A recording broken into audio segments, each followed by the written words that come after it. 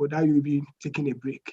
And so that has also been another front. But on the whole, I see a new phase of learning for me. If not this COVID, I wouldn't have learned how to even do online delivery and other things. So switch from Zoom to Microsoft Teams and other things, which I've also learned a lot during the past 1 year or 12 months. It started March. We are now in January and almost February. So I've been at home, teaching at home for the past 1 year.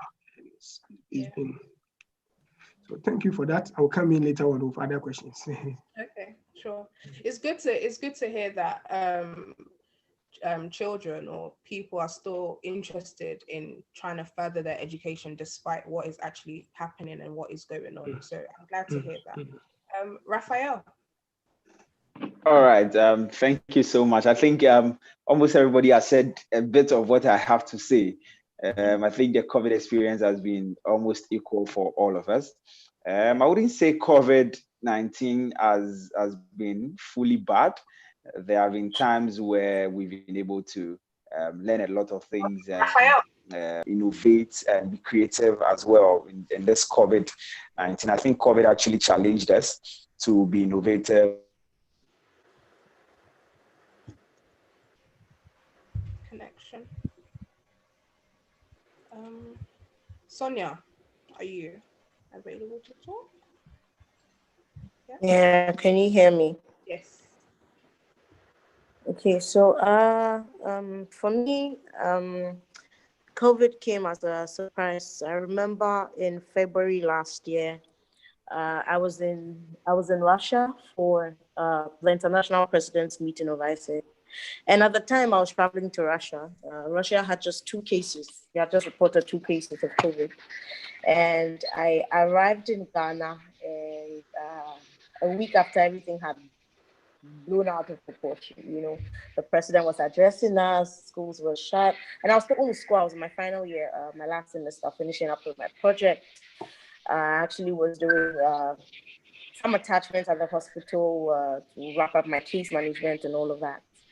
So it all shut down very fast, and it was in my face, And I have a younger sister in medical school as well in the University of Ghana. So all of a sudden she had to come home, she had to catch up with classes online. It was really weird for everybody. I have siblings who had to come home. My dad had to get them phones now because they have to be in class and things like that. So it was all a blur. It all just hit very fast. And also for the work I do with ISEC, what we do is involves people having to travel. And now airports are shut down, and we can't have people traveling, so that was crazy. We had to shut down operations. But on the bright side, it helped us innovate. We had to think, okay, so this is what we've been doing. Hello? Yeah, hello. Yes, I'm so sorry. Have you moved on, or I'm still on the floor? We'll come back to you. Sonia. All right, sure. Okay. So as I was saying, for us as ISEC, we had to innovate, if we can't get people to travel, what do we do? So now we started to explore remote internships, semi-remote internships, where we could have young people do their professional internships, still in an international cooperation, but maybe 6 months, and then do the other 6 months when airports are open, or just do it all of it virtually. And that has brought new products to life for us. So COVID had it. I think COVID had to happen so that a lot of us could explore alternatives. Probably we became too comfortable with the normal, but so basically that's how it affected me and people around me. But of course, it's no longer an excuse not to innovate. It's innovate or die right now. It's a new normal. So just yeah. Great, thank you. So Raphael, continue please from where you left off. I think his connection's gone again. Okay, we'll move on to the next question. So just following up from that, how do you think COVID is affecting children's learning in terms of not just learning just like that, but is it actually being effective through how we are actually learning right now, the mode of learning? Okia. Certainly it is. I think that is one of the biggest impacts of COVID, the fact that the mode of learning has changed so dramatically, where especially in the primary sector, where children are so used to having that face-to-face interaction with adults, and it's something that children actually thrive very well in, having an adult there who can, intervene should they have any difficulties when they're learning. And it's gone from that big switch of having that hands-on adult involvement to now they're just behind the screen. There's a lot of digital learning and, seeing an adult teaching behind the screen. And sadly, what comes with that is the children who find themselves just below that average line are the ones that are struggling. So that mode of learning has really, really changed dramatically, especially in the primary sector, because children really need that. And it has just changed, especially with schools that were not typically used to using digital learning as part of their everyday learning. And they've gone from, having an adult there in class, resources, things they can physically touch, to then just being so behind the screen. It really has changed dramatically, I think. Great, thank you so much. Omari, what do you think? Okay, so I guess for me, I teach in a school that switched quite fast.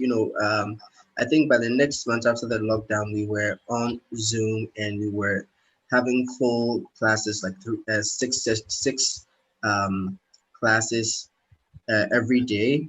And so the switch was very fast and very effective. It's definitely slowed down the pace at which we had to move.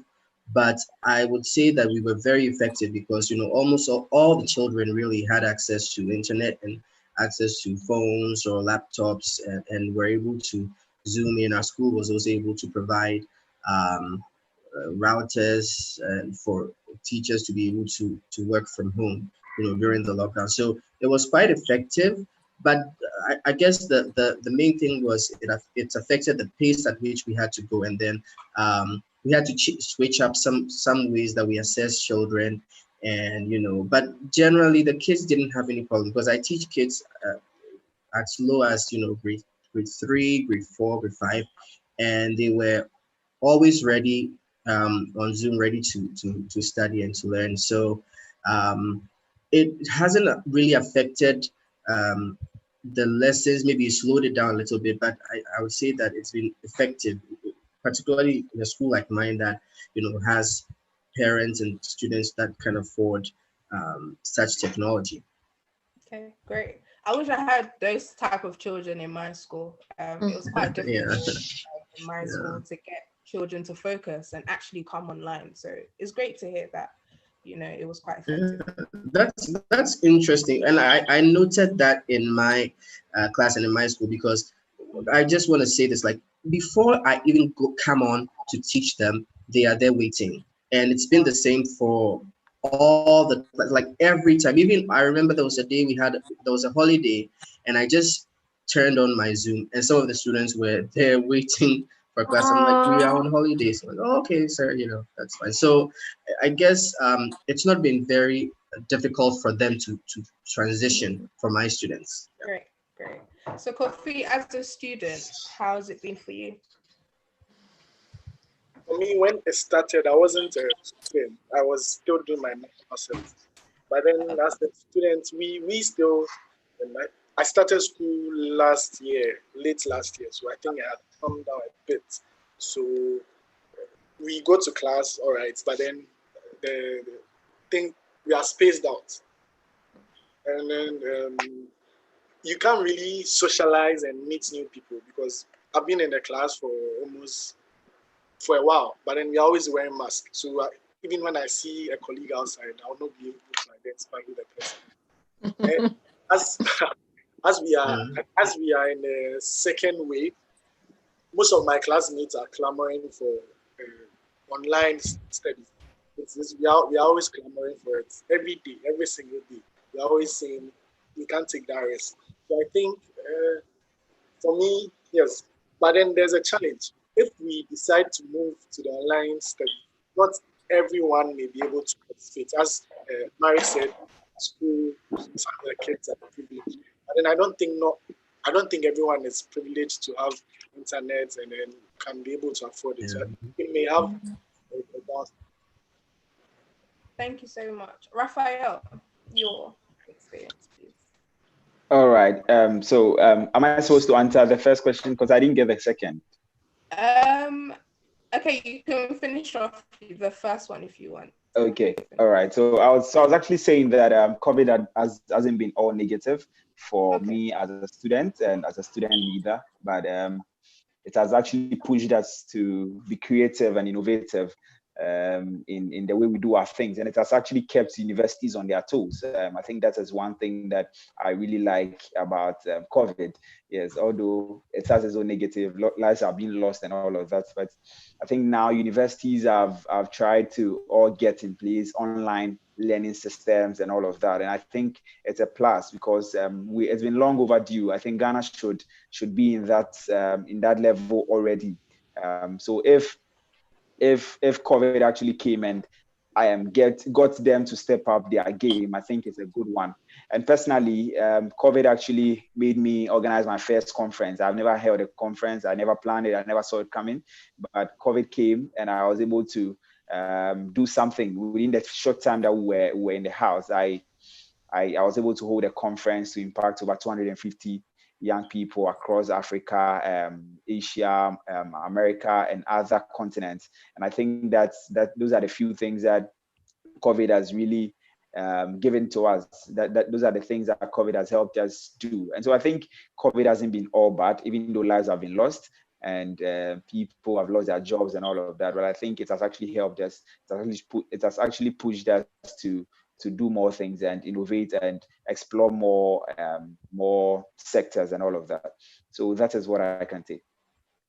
I feel like COVID has actually recreated everyone and allowed us to kind of see a different perspective of ourselves that we probably wouldn't have seen if COVID didn't come. So that's really good. The question I asked Raphael was, the mode of learning has changed now. So we're all online and we're not physically in the classroom. So how effective can learning actually be? And if you have seen it, has it been effective or not? So that's the question. I didn't get that. Please, can you come the again? question was, the mode of learning has changed. So now we're at home, we're online now. We're not physically in the classroom. So are we still having effective learning? Is learning taking place or is it not? Yes, okay. For the University of Ghana, I think learning is taking place, but it hasn't been as effective as it should be, or as it was when we're having the face-to-face interaction. Now students get online, just like what is happening to me. My network keeps failing on and off. Now students are on Zoom learning, and then you have your network go off, and it's really frustrating. I mean, this is not a class, but it's actually frustrating me. So you can imagine how students are going to feel if they are in class. So I think it hasn't been effective in that regard, considering the internet connection and all of that. But most lecturers are using the modular system, and they are giving students what they need to know ahead of time. So students at their own pace get to read what they need to read and present assignments and all of that. So I think most of the work has been shifted to the students instead of the lecturer this time. Unlike those days when you have lecturers stand in front of you, the lecturer doesn't come to class, then students, you go pick your bag and go to the house. But now COVID has actually helped us. When you are given notes, you need to read them. You need to do almost 90% of the work. Lecturer comes to just explain a few things, and then you go on like that. So I think, oh God, what's happening? God. Okay. God, can't feel from the network. Dr. Eric, please. Yes. Okay. So thanks a lot. I think that let me come from another angle where you have got students who have also got children. So the learning environment for those students also is different from students who are just, I will not say, I will use this word in terms of students without children and students with children. Now, for most universities in the UK, and of course I don't know about Ghana, especially our university, we have students who have got children, and they have to support their children for home schooling as well. So the distraction in the environment, as apart from the internet problem, which of course may not be the issue here, but then it creates a lot of problem. The environment is not conducive and congenial for studies. Now, the virtual learning platform, which most universities use, we use the Moodle. I don't know about Ghana, which the universities are using. So uploading information in terms of your lecture slides, and also after the lectures, recording and streaming live and giving it to them. So those students who are not able to even pay attention can now go back and then listen to the recording. That also helps. Then we provide, given that, given these distractions and other obstacles or impediment that students will face, challenges students will face, we provide one-to-one sessions on Teams. We use not Zoom. The universities in the UK, majority use the Microsoft Teams. So Teams, we provide one-to-one Teams meeting to help students with tutorial and other things to help them in their learning journey. Of course, students are complaining that they are not getting value for their money, given how much they are paying. So we have to go extra mile to be able to support them. Just uploading information or lecture slides on the virtual learning.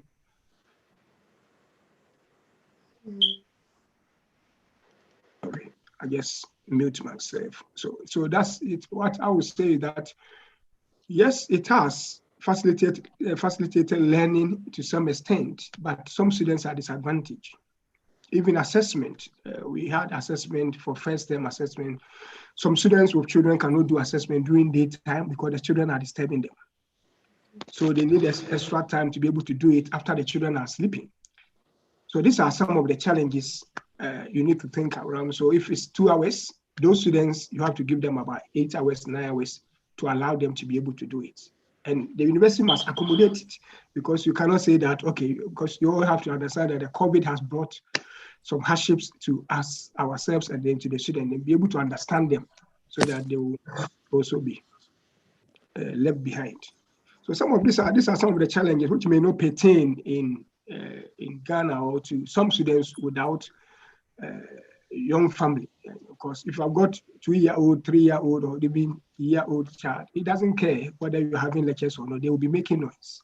So those are some of the challenges we have faced as lecturers, also dealing with students. On the whole, also some courses, online learning is difficult.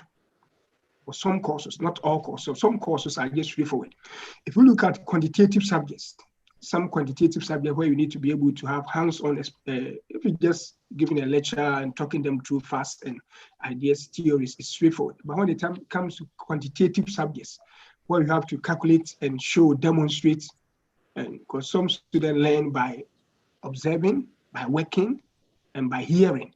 So all these are things that are also, so just you being, as I'm talking now, some students, if you're not able to demonstrate by working or doing, they find it difficult to follow.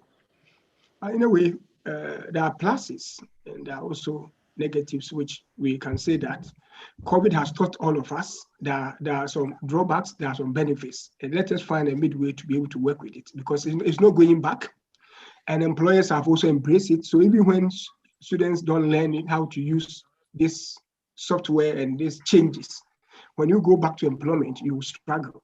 So that's the way I'm seeing things now, because of the industry 4.0, where digital proficiency is now the order of the day. So it's part of our soft skills we must all develop. That's okay. Thank you so much. Moving on, I feel like in the UK especially, I realized that a lot of you were saying that there's a lack of resources. So for example, some people don't have access to internet, and some people don't have laptops or being able to get online. I know in the UK, okay, I think you were.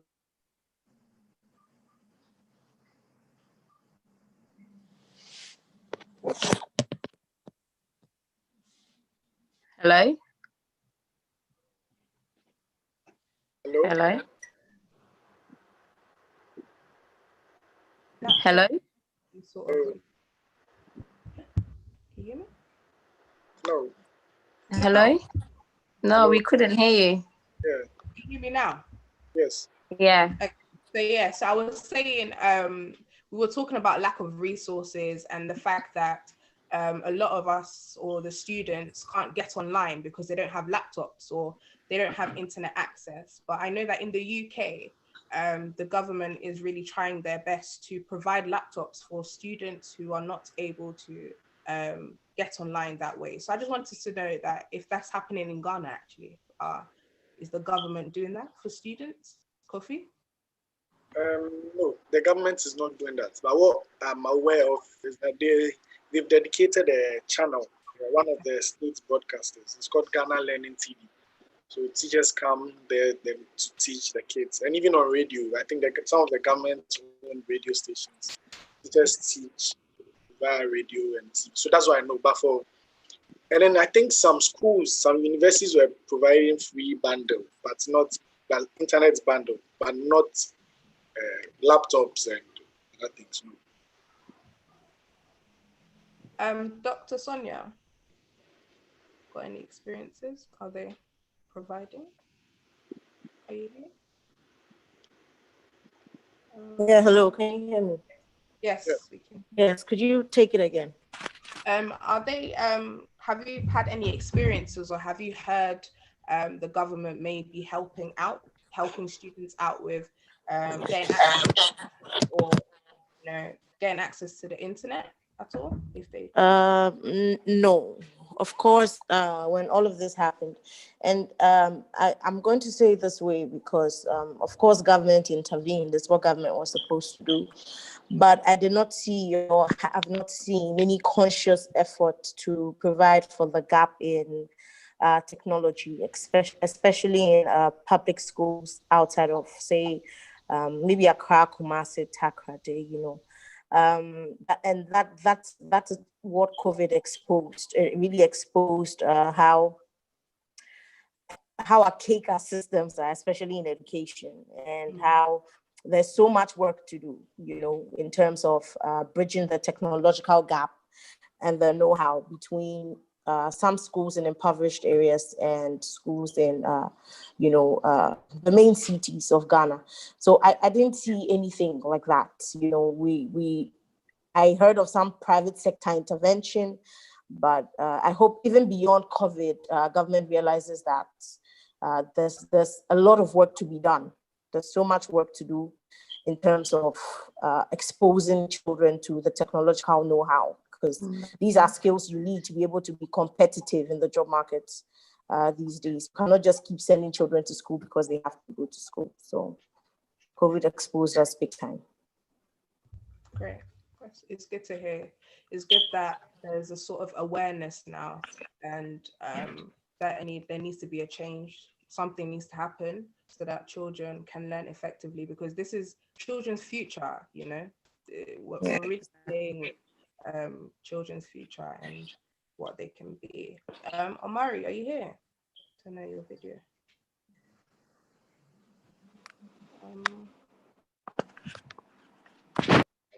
Omari? No? So I'm here. I'm sorry, my internet was messing up, so I had to switch over to my phone. I don't know if you can hear me. Yes, we can hear you.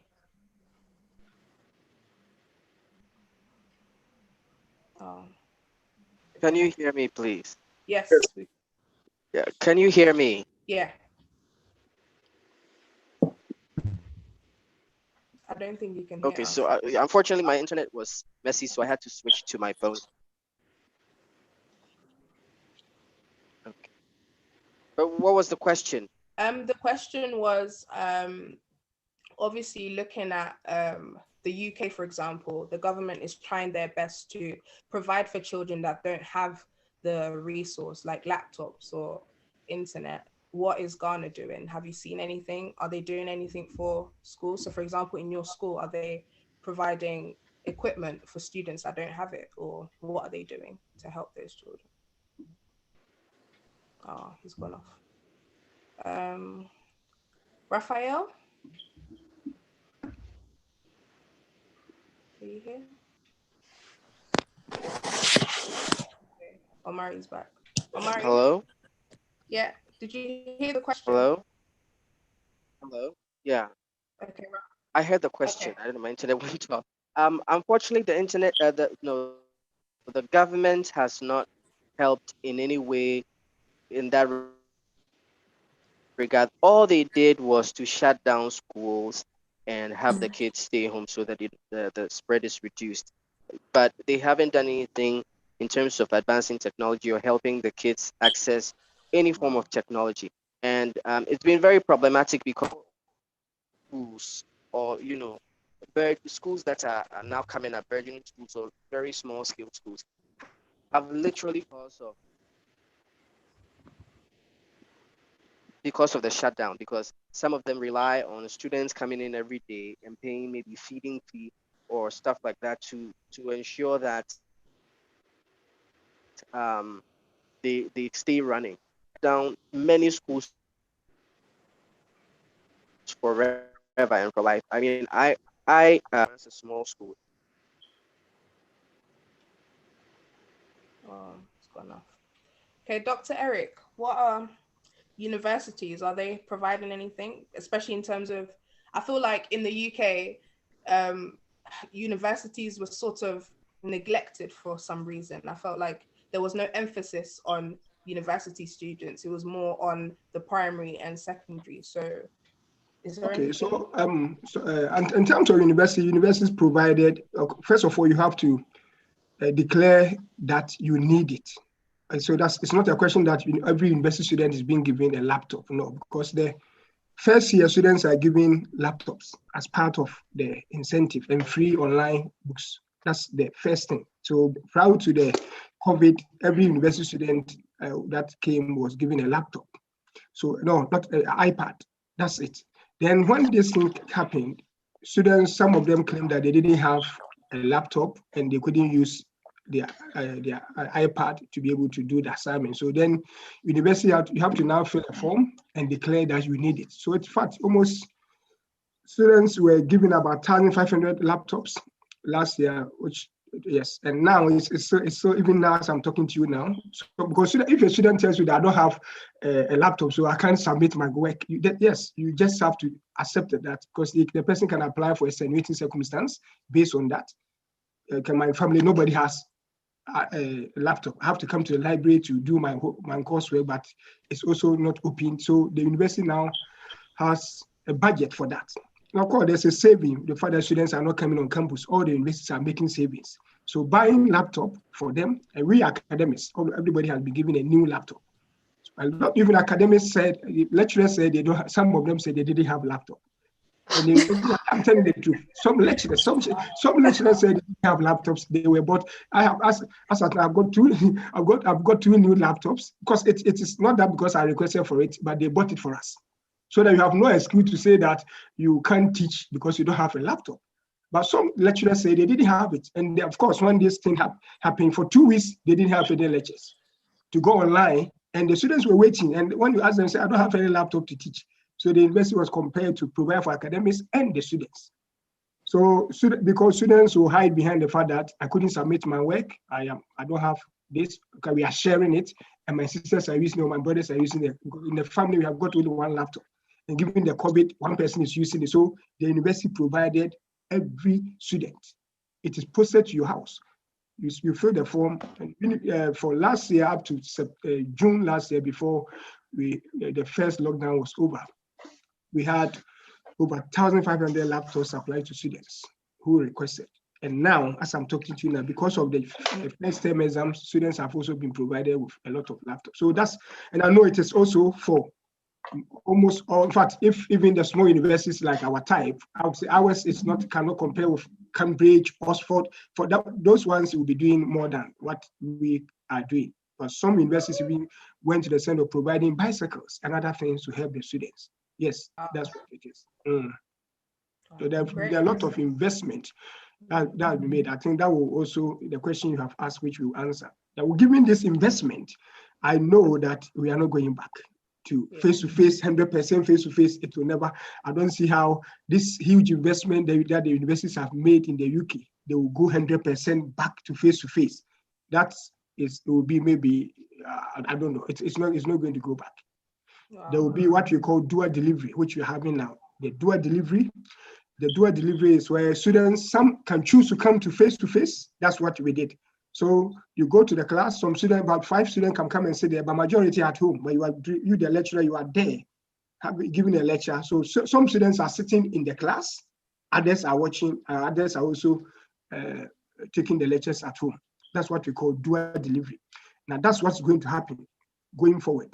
And it's not going to be compulsory where universities are going to monitor attendance. You didn't come for lectures. No, those things are going to be over. Because there's been huge investment, IT infrastructure, huge billions of pounds. So for the university to just say that all these things should be cancelled for us to come back to face, I don't think it's going to happen. It will be dual delivery. And that's what we have. Yes, wow. That's what's going to happen. It's going to happen, in fact, in the US, UK, Australia, Canada, it all be dual delivery. That's a flexible system of learning. That's what's going to happen now. You've literally gone on to my last, that was my last question. I was going to ask, like, do you ever think that it would ever go back to the classroom? And you've literally just told me my answer. It's what we're doing right now. It's called blended learning in my university. So we have some online and then some physically. So yeah. Raphael, what about you? I think you're back now. You're steady. Yes, I'm back. I really didn't get the question that you asked, but so I'll be very glad if you can go over it for me. The question was mainly about lack of resources. So in the UK, governments are providing for their students. So if they don't have a laptop, they're providing. But I'm not really seeing that in Ghana, or is it? Yeah, so I think that is actually not happening in Ghana. That is really not happening. The government, what I know of is that they use a national TV to teach students and all of that. But recently I was watching the telly, and when I say telly, it means TV. Yes, I don't know if that's how it's called in other countries. Ghana here, we call it telly. Yeah. So I was watching the news on TV3. Yes. And I saw one particular student. I think they did a documentary on a particular student who doesn't know anything about Ghana learning. She's somewhere in the villages and goes to the farm with her mother and all of that. About 16-year-old JHS1 student, and she didn't know anything about the Ghana learning. So I think that she may find a lot of difficulties. People like her will find difficulties trying to catch up with in class and all of that. But the government has really not given any students resources like laptops, what have you know. It hasn't been done that way. But for the universities, for my university, for instance, we're giving about 5 gigabytes data, internet data bundle for a month. Every month they renew that for us, and so we had data to access it. But again, if you don't have a laptop or a phone to even access the class, then what would be the essence of the data? Yeah, so we had challenges in that regard. So they made room for students to come to campus right after we are done. The people who were able to do the online were done. They made room for people to come to campus and come and have the physical lecture for a short while, or no, not necessarily the physical lecture, but they came to use the facilities on campus, the computer labs and all of that on campus to access the online materials, and then they wrote their exam and then they were done. So I think generally the resources haven't been there, and I think that is one thing that we all need to look into. Yeah. Great. So moving on, children are all at home now, especially in the UK right now. It's a lockdown, so children are not going to schools. We're just at home with their parents, and I feel like parental influence is huge.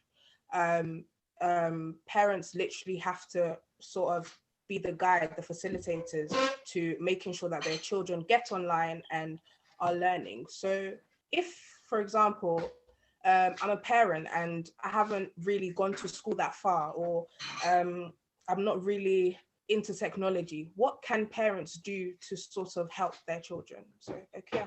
All right. Oh, sorry. Yeah. Sorry. I think there are a lot of resources online that are aimed at helping parents. Especially schools as well provide information for parents with where to get that information as well, because every school teaches differently. So for instance, my school, the method we'll use, for instance, to teach maths, we might use the Singapore method. as a parent, you need to contact the school. I think the school should be the first point of call, because every school teaches things slightly differently. That way, what you are teaching as a parent at home is in line with what your child is being taught by their teachers. So there isn't that confusion, especially with younger children. I mean, the internet is full of a lot of information. And even me, myself, I have had, some live sessions online teaching parents how they can teach their children at home. So it's about seeking that information. But I think as a parent, your first point of call is your child's school. That way they can guide you to information that's in line with what your child is being taught in school as well. Thank you so much. Kofi, what do you think parents can do? With the description you gave, what I have in mind is illiterate parents who may not even understand what internet or online is. I think that will be very, very challenging, because when you have information online, they can't even access it because they can't even read and understand what it is. So I think maybe the Ghana example, the Ghana Learning TV, which for that, whether you're an illiterate or illiterate parent, you can tune in. Everyone can tune into the TV. Everyone can tune into the radio and help their kids. So I think that would be what can help, my opinion. But with the internet, I don't think they can access it. That's all. Raphael. Yeah. All right. So I'll use myself as an example. I believe that if I was in a primary school and COVID came, I would have found it very, very difficult, because my parents are not literate. I mean, they can read and write, but not necessarily using the gadgets and all of that. And so it would have been very tough for me. But I think in these times, the role will be on the parents. I side with Kofi to say that the role will be on the parents to ensure that their kids tune into the TV, get them to sit down and pay attention to what is being done and all of that. I think that is what parents who are illiterate can do to help their children.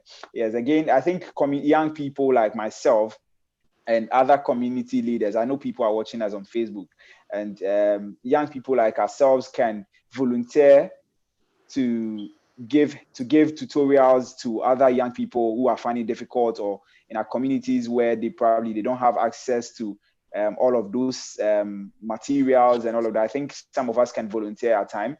It's a good time to volunteer, and we can volunteer our time to help these young ones get access to whatever they are supposed to learn, and also tutorial sessions for them in some of the classes that they need to have and all of that. So I entreat all young people who are watching us right now, let's take that upon ourselves and make sure that we work towards that. I believe that after this COVID, the whole job market is going to shift to, I think one major question that will be asked is, what did you use your COVID period for when you were in the house? What were you using it for? And so I think that if we are volunteering and all of that, it's a great one. So I entreat all of us to take that up. Illiterate parents may not be able to do a lot. So some of us who are quite literate, we can help them in that regard. Great, thank you so much. Sonia, Dr. Sonia.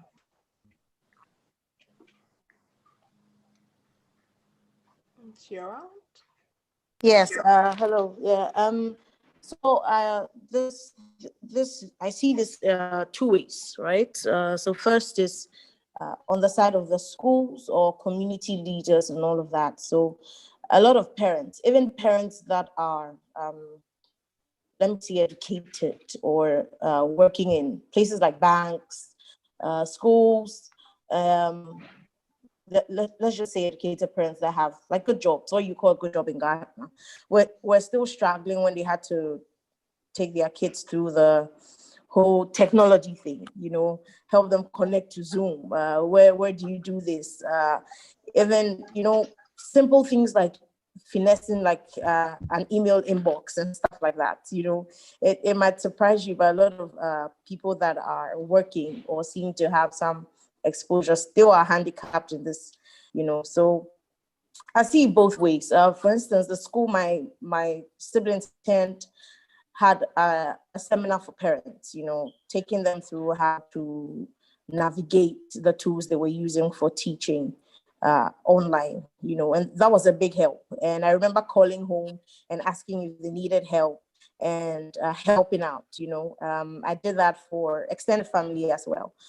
So I agree. I agree with Raphael that it's a very good point or a very good thing to volunteer on. Probably going to, if you are a young person in a community, volunteering in ways like this would really help. I know groups of young people that have come together to maybe provide some extra classes for kids, and also in different areas. This is also one thing that can be. Another thing is for parents to learn from the current context and also educate themselves in the technological know-how. I know some parents, I know some older people that have admitted that they've had to, go on YouTube and watch videos and things like that. And even ways to keep their young people engaged using quality content from the internet where they can find things like that.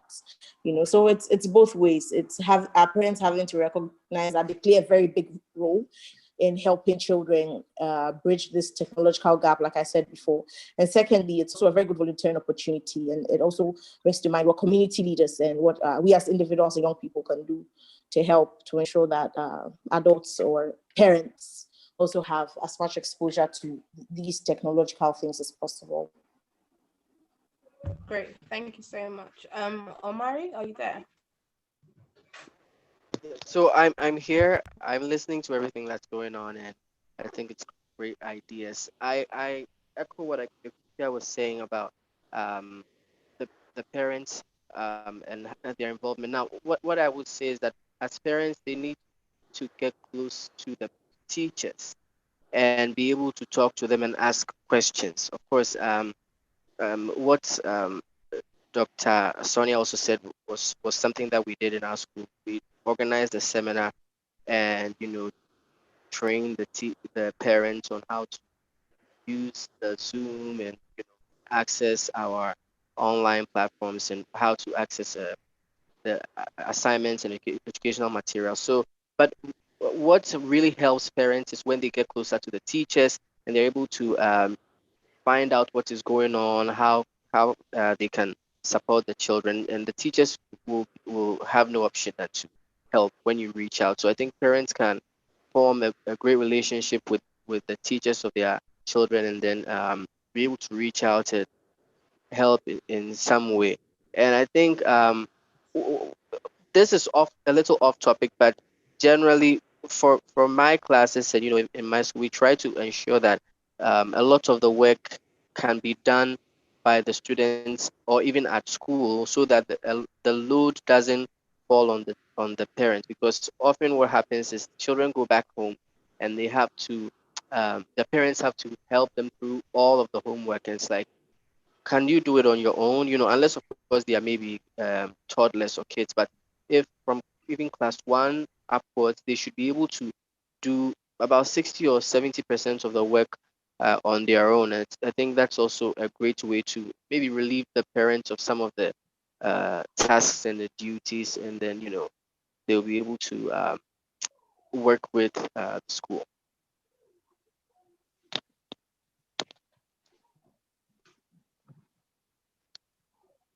Oh, you're on mute. Okay. Yeah, sorry. Dr. Eric, I'm done. Please. Yeah, so I think that I echo and I agree with the points raised by Akua, Dr. Sonia, and the rest. In terms of, but I don't know how effective the parent-teacher meetings or parents' evening. I don't know how effective it is in Ghana now, but here it's very, very effective, where you can interrogate and also have a good discussion with the teachers at subject level, and ask the teachers what specific resource your child needs and their level, and what other resources, external resources, in addition to what they are providing. Because I do that. I've had a number of meetings with my children teachers. So I'll be able to ask questions, but I don't know how effective, because the time we were going to school in Ghana many years ago, my mom and dad will not come and sit down with my teachers because they have no idea about that.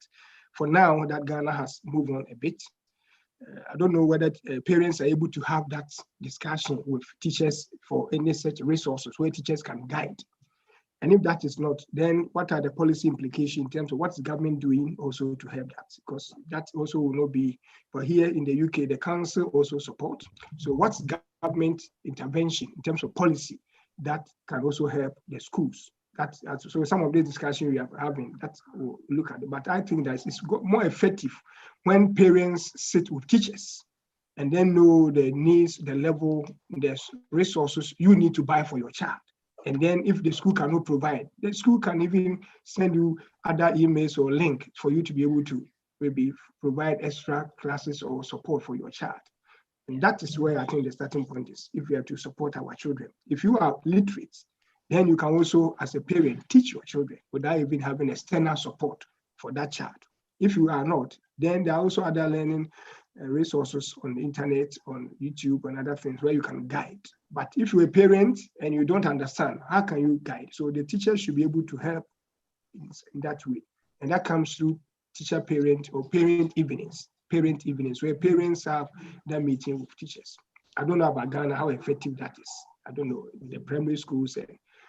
I don't think it's our time. I never had any, my parents coming to my primary school, even secondary school. It was only on our bill for them to charge a PTA, but I don't know what is happening now. For that, it was PTA that way we pay, but my dad never came there for any meeting anyway. So those of you in Ghana can tell us whether it's effective or not. But if it's not effective, then it's a policy implication where the government, the other institutions, ministries that should be able to take that up and help the children. I think that's what I would say. Just to round off, I know time is fast spent, but just to round off, this is literally our future, and we might not actually get back to normal times at all. So I just wanted to end with assessment in terms of, do you think we should still assess children in terms of having SATs, in terms of having GCSEs? I don't know how they say it in Ghana. I think WASSCE, BCE. And so do you still think that these things should go ahead despite the fact that we don't have the physical interaction in the classroom and enough time to actually teach the children curriculum and stuff? Do you still think that it should go ahead, or do you think that there should be an alternative to assessing children? Okay. Well, I think with that, we need to come back to whether the curriculum is being taught, because the way it's being taught has changed. But in terms of the content and what's being taught is probably still the same. So if the content hasn't changed, then maybe the way things are being tested, maybe there should be a phase where we are still sticking to the traditional way of testing pupils. But if we're finding maybe there's a dip, then research may need to be done in terms of a better way of assessing pupil learning. However, in terms of, so for formative assessment during a lesson, how you assess learning, obviously will need to be different because the way we're teaching it is different. But in terms of the whole summative assessment and at the end of the year exams, content is still the same. So from my point of view, I think we shouldn't change the whole education system just quite yet, because the way it's being taught is different doesn't mean the assessment method needs to be different. But I know at the moment with some universities are doing a lot more online way of assessing pupils, and that's probably a lot more suitable in terms of face-to-face contact. But post-COVID-19, if we are able to meet physically, I don't see why testing may necessarily need to change if the content is still being delivered to pupils and the curriculum is still being covered in that way. Okay, great, thank you. Raphael, what do you think? All right. Okay. So I think that if we want to continue with WASSCE and BC as we know it, it may bring a lot of challenges. I think students now, what we need to focus on is whether students really get what they are being taught, even with this whole medium, the way they are being taught, the things that they are taught. And so if they are getting it clearly, I think there should be a way to access them other than they go to school for over 8 or 9 years and then go and sit for one exam that should test your knowledge within those 9 years. I think I think the whole curriculum needs a complete overhaul in that regard. So I think that students should, we need to migrate to a more modular system where students will be given a particular topic. If it's a topic, lecturer teaches, or sorry, a teacher teaches, and then right after that they are assessed, and then there's a continuous assessment for their whole year in school, 8 years or 3 years or 4 years in school. And I think that is the way to go, other than the teaching for so long and then exam at the end of about 9 years or 4 years or 5 years. I think that is what we need to go. We need to look at. So that is what I can say. Okay, Kofi, what do you think? If your microphone is muted. Yeah. I'm sorry. Yes, as I was saying, I agree with Ikuya. If what they are being taught online or on TV or wherever they are being taught, if it's the same, then there's no need to change the exams. However, they can bring innovative ways of, assessing them. I don't know. The teachers have a way of doing that. And then with what Raphael said, I think there's a government's policy with a new curriculum that primary school, they wouldn't be writing BEC again also. I'm not too sure, but then I think something like that. Wow. Let's hope they change that. Yeah. Wow. Great insight. Omari? Okay, so I think the assessments need to also change a little bit. So now they need to focus on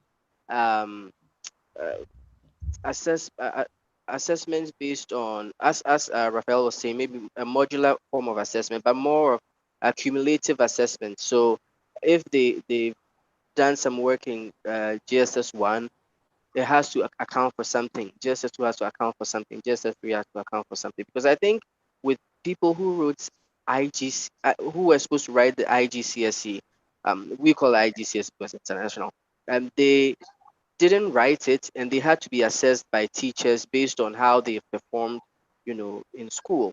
And I mean, teachers suggested grades for them, and a lot of them got those same grades or something a little lower or higher based on the assessments that were put forth. And so in such I think that maybe if they take cumulative assessments seriously, it will be much better, because you never know if another pandemic will come. I mean, I pray that it doesn't, but there has to be a way that we're we're assessing students as they go along, so that we don't just wait for one exam to assess everything that they've done.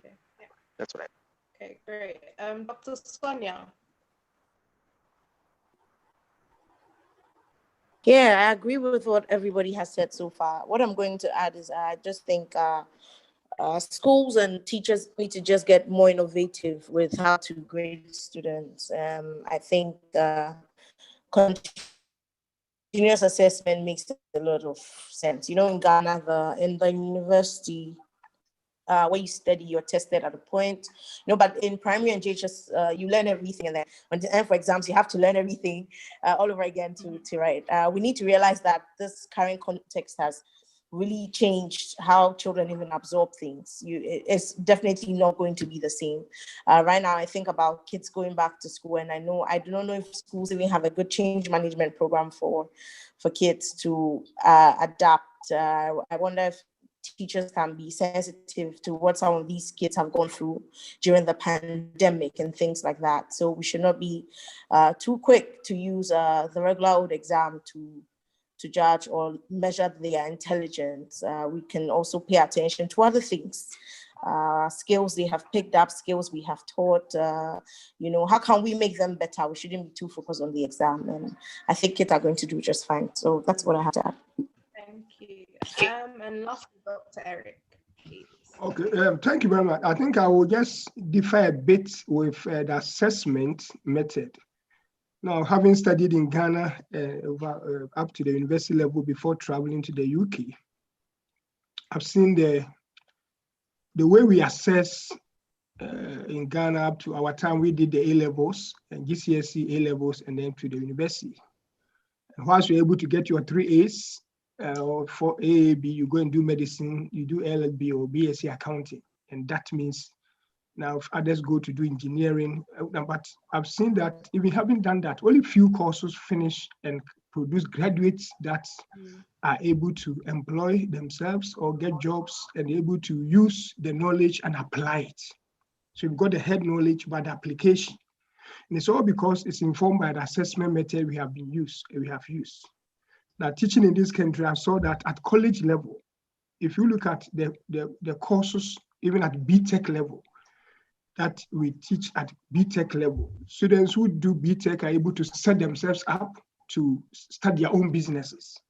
I taught business, and students where government gives students some business support funds. Some started their own businesses, which they didn't need to help ask government for employment. By the time they finished 2 years, some were having 25 fleet of cars, their own, running their own cars because they have set up their business plans and other things. So I'm looking at the assessment should be, if not the primary school, which is too early, but from going from the WASSCE level to university level, there should be a change. Just instead of the theoretical testing theory only, there should be some practical orientation the way we assess students, because it's not helping. That's why when we finish, a majority of us are able to get jobs and we are waiting for government to employ us. Now, a lot of UK here, some students finish university and whilst even they are studying, they're able to set up online businesses and other things. Where did they get that idea from? Because it is part of the training they have had. That's why majority of UK in the Western world, people finish and then it's not a burden. Of course, there are jobs here more than Africa anyway, but people set up themselves up in addition to other sorts of, so they have got 2 streams of income. Now, I think that it is also informed by the assessment method, the way they have been trained. Not that they have it here and they can just write it on paper to show that, but it's hands-on. It's hands-on. Soft skills have been developed. We need to be able to help the assessment should develop soft skills in our children. So when they finish, there are some course, for example, accounting and finance. When you finish accounting and finance in Ghana, BSc, I don't know today, if you finish accounting and finance and you finish CA, majority of them are waiting for somebody to employ them. But here, majority of people who finish AAT is just level 4 of CA Ghana, who set up their own business. They have got 200 clients, they have got 50 clients, earning £50,000. They don't need to finish AAT or ACCA. They will not even do ACCA or CIMA, but AAT alone give them 200 clients, 500 clients, and they are getting £70,000 a year. Because it's hands-on, it's practical. And that's what I'm looking for in terms of our change in assessment. If I have got the opportunity, and of course, Ghana, the whole of the university system, people finish engineering. Look at electrical engineering, architectural engineering, mechanical engineering. How many of them finish and hands-on are able to produce anything? But they are very intelligent. It's all because, but whereas here, UK, when I've seen people who have finished BTech, engineering, they go to industry and they are doing a lot.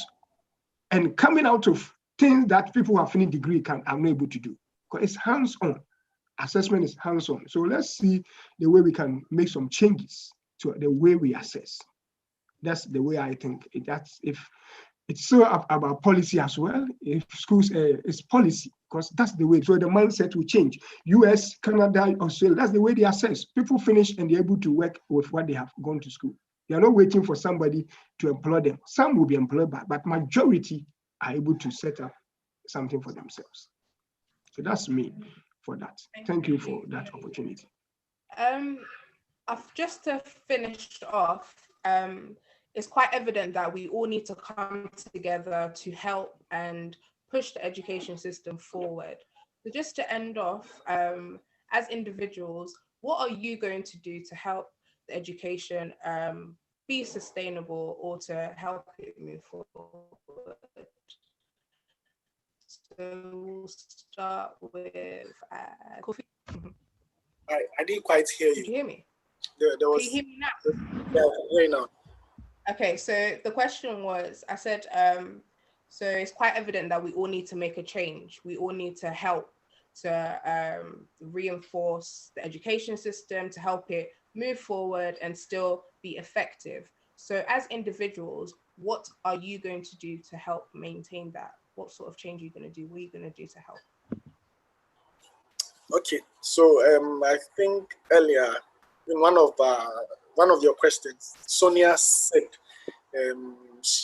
we should help, raise awareness, sensitization, and she even reached out to external family so that they can get access to education.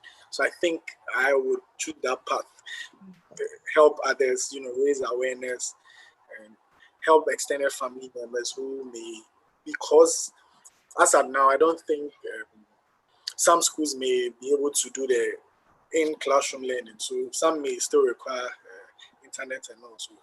In my own small way, that's what I'll do. So. Okay, great. Thank you. Akia, what are you going to do to help?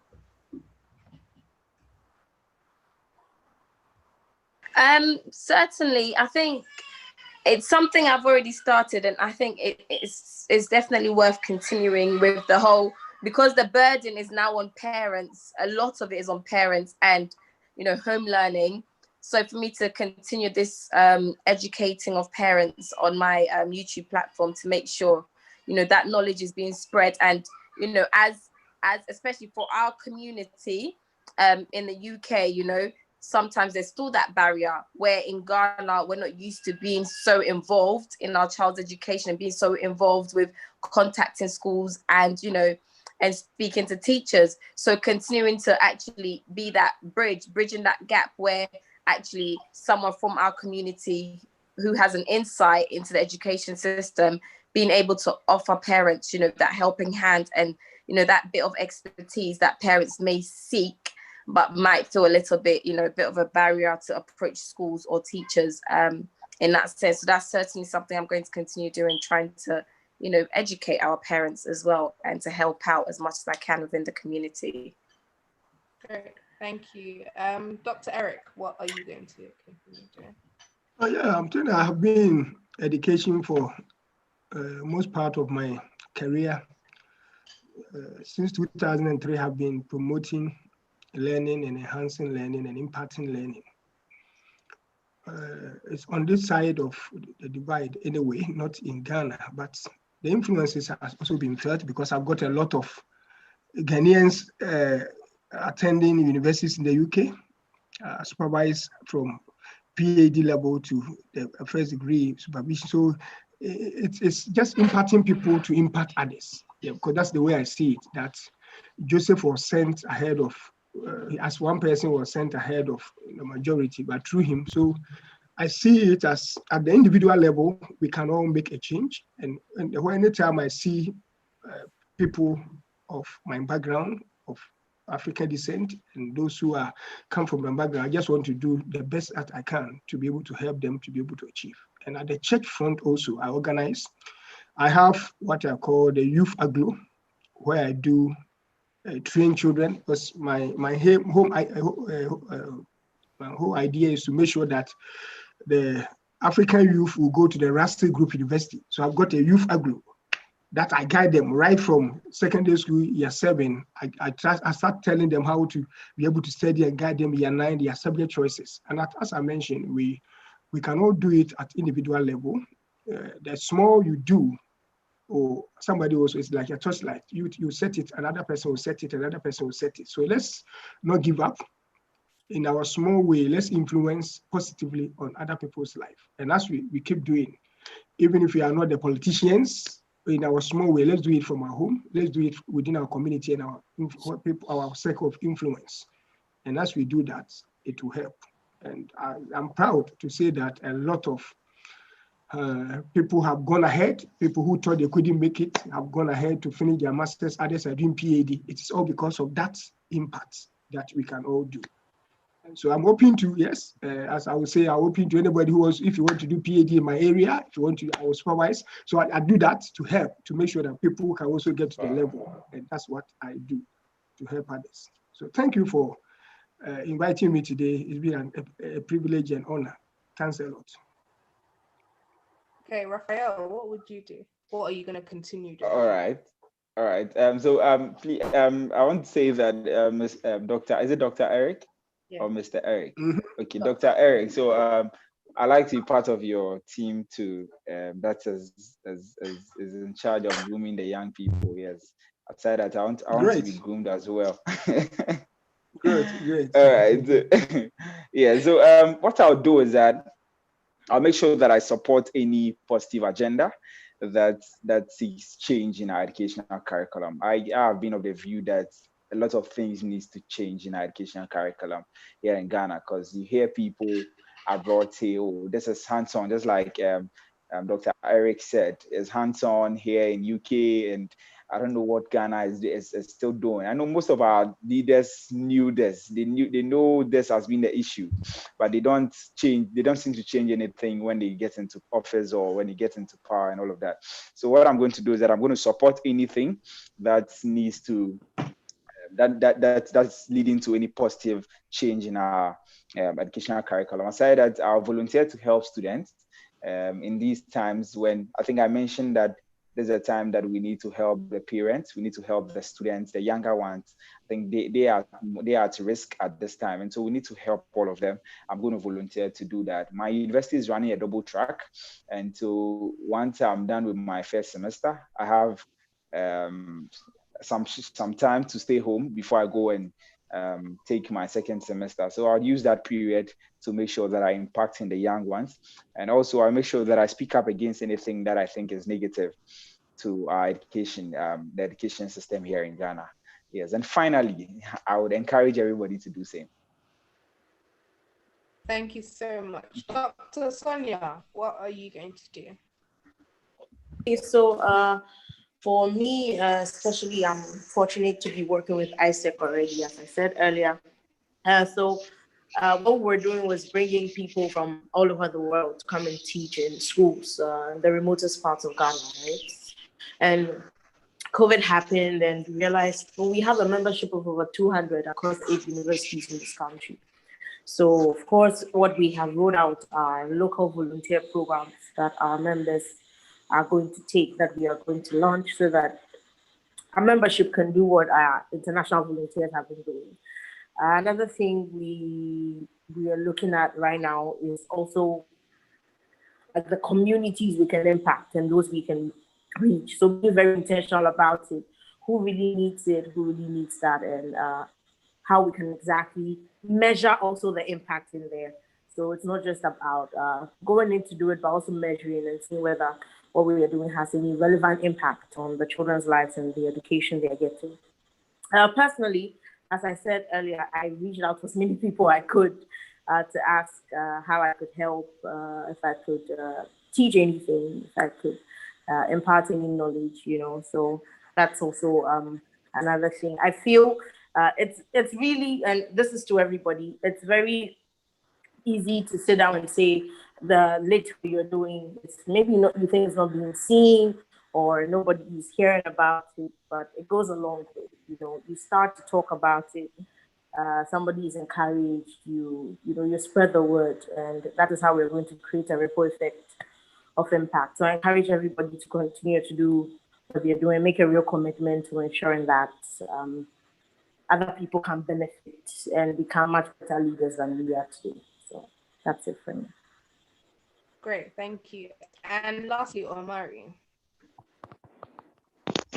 Yes, all right. So I think for me, I'm taking a cue from Raphael, and I think someone else talked about volunteering, and that's probably what I would do. I think I missed an opportunity during the real lockdown time, and my area that I could have maybe helped out with some people because I was much focused on my own work with my school. But I think it's now that things are slightly open, it will be a great opportunity for me to reach out to some of the kids in the community, and even in my mom's school, which is a smaller setting, and try to help support the kids particularly, and then some of the parents that need assistance with tools and how to support their children. So that's what I'm going to commit myself to do. Thank you so much. We've come to the end of our discussion. Just before we go, the Explorers Club have come up with this donation that we've titled CovEd. So we'll be looking at deprived schools in Ghana and be trying to provide nose masks for them and probably sanitizers or like pens or something like that. So I'll put the flyer on the page so we can share it around, and hopefully we'll get some donations. But yes, from us, it's a huge thank you to everyone. Thank you for joining. Thank you for putting in your experiences and sharing your knowledge with us. So we hope to keep in touch with all of you, and have a great evening. Thank you so much. Great. Thank you. Thank you so much for inviting me. And I really like the submissions of almost everybody, like everybody, not almost everybody here. I'd like to connect to everybody. I don't know how, but if we could exchange contact, I would like to connect to everybody. Yeah, I'll make sure that it happens. So yeah. All right, sure. All right, Okay. thank you. Thank you, Okay, guys. bye-bye. Bye. All right. Thank you, everybody. Bye.